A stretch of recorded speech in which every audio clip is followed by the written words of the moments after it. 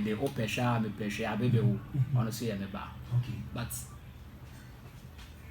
even you combo obo bobi echi no na wo be me has interested ho no o sana me kwa me come chika afo ati ase obe bobi nti si anama wiki kwe bitu ne sila ya fa ne say na me fan ko say Oda your artist baby wa abia but your artist be na Kuami Eugene na about Oda we one man we one artist ben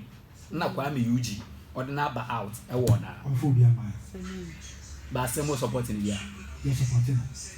it artist na wo ha na on phobia yen ndwom na wo ha na wo so bia nim say oba radio so we no be rapper so ye hard or to no so ye hard so ba in industry no a nka Oda mo kita artist too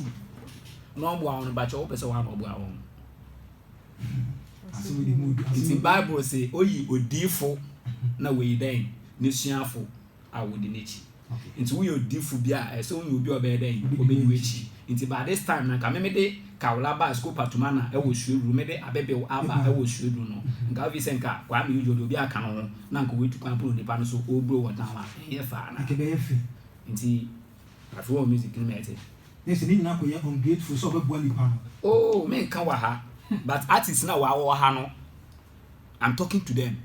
okay nse so ambo artist wo so artist wo fi oda wo fi a embri me no won me be kan wa abom wo pempo a won dwuma wa ye mi sa nti si ade na Kuami wa say ya twene bebre den na ka peso ye ma Oda artist oh me de haye ni crew okay me dina na wo me mu ne chese me mbo asudofo na me de kawla bai me de abebe wo pesha me pehwe me de won ba out okay